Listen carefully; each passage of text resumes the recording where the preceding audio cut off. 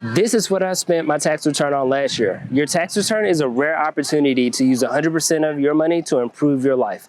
I'm gonna launch this drone and we're gonna talk about how you can use your tax return to improve your financial situation this year.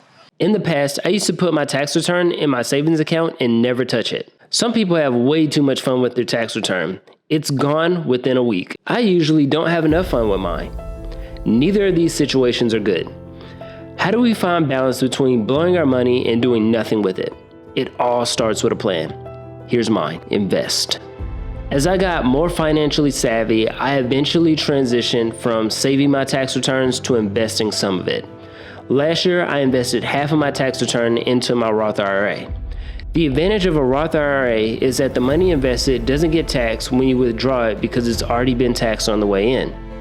I'll be sure to make a video on the specifics of that in the future. Investing in an index fund is the easiest way to make your money grow over a long period of time without having to look at it. Next is paying off debt. It's worth mentioning that paying off debt deserves its own place on this list.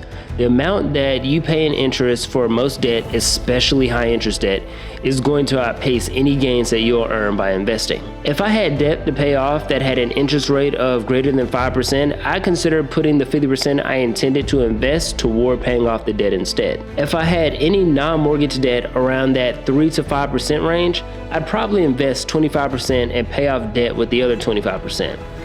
I might even take some of the money out of our next two options to prioritize paying off that debt. Next is saving. I contribute 30% of my tax return to savings. Because in the past I had no vision for my money, 100% of my first few tax returns went straight to my savings account. This was at the time when I didn't even know why I was saving money. If my emergency fund wasn't fully funded, that's where I would have put a majority of the money that I planned to save. But because my emergency fund is fully funded, I'm going to split that 30%, having 20% going toward my next car and 10% going towards saving for the next vacation. That's the best part about saving. You're setting up your future self to be able to do cool things without having to worry about where the money is going to come from. If you think about it, my tax return has gone much farther than it would have gone if I had spent it all doing one thing. Half of it's gone to the future me, 20% is gone to a new car, another 10% is going toward exploring the world. The last 20% is going to make my life fun today. We're going to talk about spending. Money should never make us feel guilty. We were responsible with 80% of our tax return. We used it to improve our lives in the upcoming decades by investing it, years by saving it for the long term, and months by funding a short-term goal.